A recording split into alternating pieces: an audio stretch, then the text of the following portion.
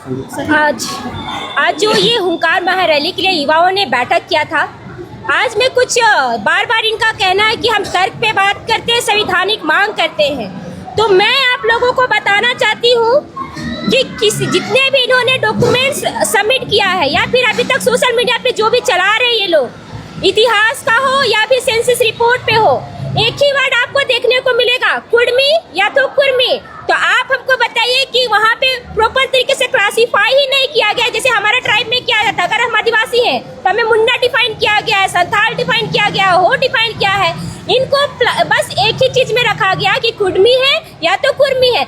आप तो फिर आप बोल रहे हैं कि बिहार का कुर्मी अलग है, तो आपका पर्टिकुलर रिपोर्ट कहाँ पे है इतिहास में कि आप पर्टिकुलर छोटा नागपुर के जो आदिवासी मानते हैं वही कुर्मी है?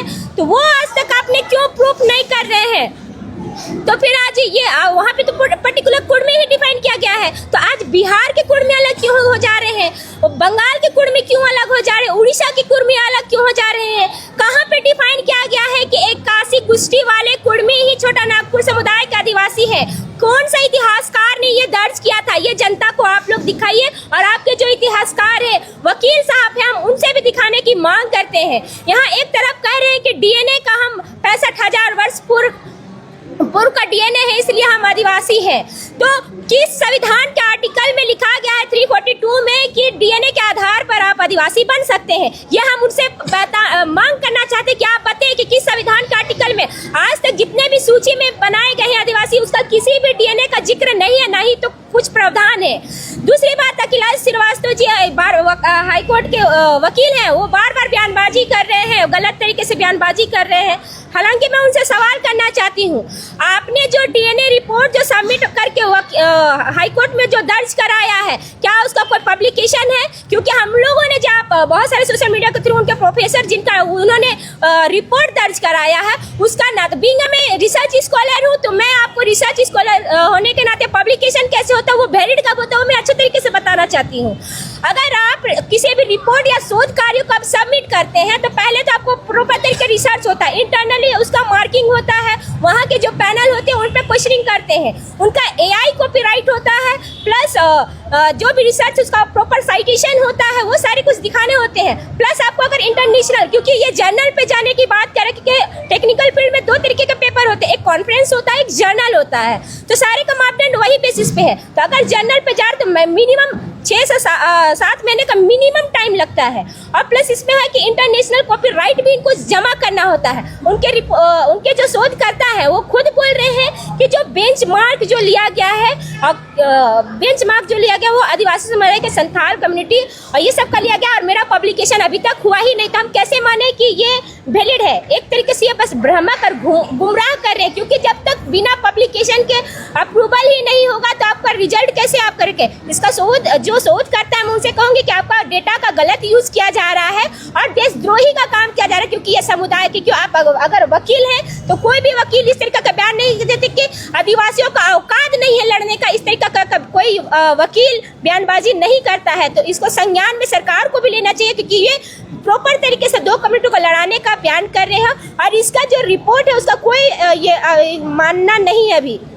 प्लस दूसरी तरीके से इनके ही लोग कह रहे हैं कि यहाँ के जो आदिवासी हैं वो बाहर से आए हुए हैं। एक तरफ इनका खूब बयानबाजी चल रहा है। तो अगर बयानबाजी है तो अभी तक जितने भी डीएनए रिपोर्ट में सम्मिलित किया गया है वो रिपोर्ट में साफ तरीके की जो बेंचमार्क है वो संथाल मुंडा हो कम्युनिटी किस तरीके से आदिवासियों का डीएनए बेंचमार्क में रखा गया है। तो आपने किस तरीके से तर्क से, कौन से पीएचडी स्कॉलर है जी, आपने ये तर्क साबित किया कि यहाँ के जो लोग हैं वो बाहरी हैं?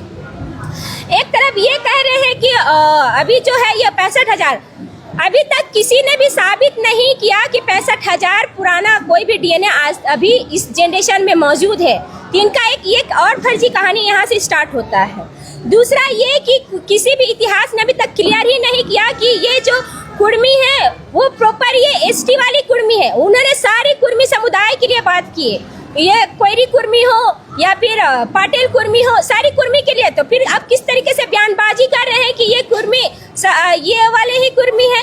प्लस ये एक तरफ ये भी बोलते हैं कि कि जो यहाँ के जो झारखंड के जो टीआरआई रिपोर्ट बनी है वो गलत तरीके से बनाए गए। क्यों? क्योंकि यहाँ के जो निदेशक थे, जो डायरेक्शन दे रहे थे टीआरआई के शोधकर्ता के लिए, वो आदिवासी थे, सोमा मुंडा। उन्होंने गलत रिपोर्ट बनाया, घर पे बैठ के रिपोर्ट बनाया। ठीक है, आपका बात भी हम रख लेते हैं।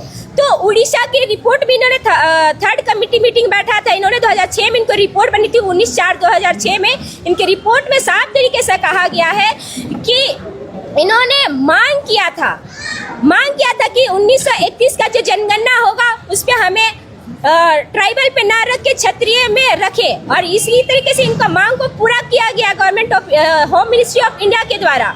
फिर एक तरफ ये लोग कहते हैं कि हमें हटा दिया गया, तो हटाने का रीजन यही था कि इन्होंने खुद मांग किया है कि हमको क्षत्रिय समुदाय में रखा जाए।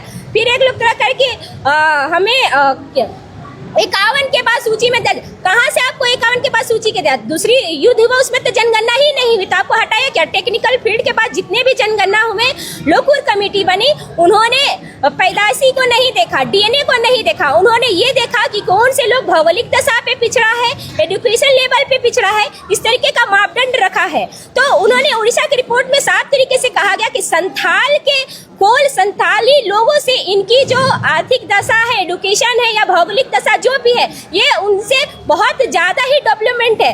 तो फिर उड़ीसा के में आपको क्यों खारिज किया? वहाँ तो टीके मिश्रा के चेयरपर्सन थे ना, तो वो तो आदिवासी नहीं थे उस पर। प्लस आप एक बार ठीक है गलत रिपोर्ट, आपके लिए 3 बार उड़ीसा में भी कमेटी बैठाई गई। अब यहाँ पे लोग हैं कि बंगाल के लोग भी भड़का रहे हैं, वहाँ के हाईकोर्ट ने बोला कि इनकी मांग जो है वो असंवैधानिक है। प्लस उड़ीसा ने तो ऑलरेडी 2006 में खारिज किया, अब 25 चल रहा। 25 जब 6 में इनकी बातों को बोल दिया गया कि संथाल के कोल और संथाली लोगों से इनका डेवलपमेंट हो गया, अब तो 25 की बात है। झारखंड में तो आप भी और भी डेवलपमेंट कर दिए। इनकी अगर आप हिस्ट्री देखेंगे तो कोई भी इनका समुदाय है, ज्यादातर यहाँ पे देखा गया है कि ये मैदानी और समतली क्षेत्रों में रहते हैं। और इनका और हमारे जो कोल कमेटी के जो भौगोलिक नक्शा का निर्धारण किया गया है, उन्होंने साफ तरीके से किया पहाड़ी क्षेत्र में और बहुत दूर दराज के क्षेत्र में रहते, लेकिन तो मैदानी क्षेत्र में जो सारी सुख सुविधाएं के परिपूर्ण है। तो फिर इस तरीके से मांग करना, लोगों को बरगलाना, कम्युनिटी को लड़ाना अपना राजनीतिक फायदा के लिए, ये कहीं भी उचित नहीं है।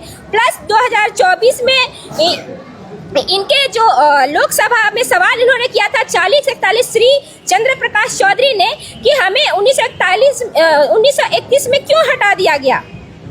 तो उन्हें रजिस्ट्रार जनरल ऑफ इंडिया की इंफॉर्मेशन में इन्होंने साफ तरीके से कहा, जैसे कि मैंने पहले ही बताया कि इतिहास के किसी भी पन्ने में, जैसे आज मेरे आदिवासी के रूप में मुंडा ट्राइब इस तरीके से अगर डिफाइन किया गया है, तो कुर्मी जो आज ये अपने आप को जो कुर्मी बोल रहे हैं कि हम झारखंड के कुर्मी है, उस कुर्मी वाइट का पर्टिकुलर कहीं भी डेफिनेशन आपको नहीं मिलेगा। और यही हवाला वहाँ के सरकार ने भी दिया है, इंडिया सरकार ने, और यहाँ पे कहा कि किसी भी तरह के इनके दस्तावेज मौजूद नहीं है। प्लस ये करे कि हमारी लंबी मांगे रही है, तो इस पेपर में रिपोर्ट यहाँ की जाए कि इनकी मांग सेंटर तक बस दो ही बार गई है। वो पहला जो है 18/12/2004 में और 6/1/2005 में ही इनकी मांग की गई है, जिसको सरकार ने ऑलरेडी खारिज कर चुका है। और फिर बार बार खारिज होने के बाद, स्टेट से लेकर झारखंड से लेकर उड़ीसा से लेकर बंगाल तक खारिज होने के बाद, सेंट्रल गवर्नमेंट के बाद भी ये कहेंगे कि हमारा मांग संवैधानिक है।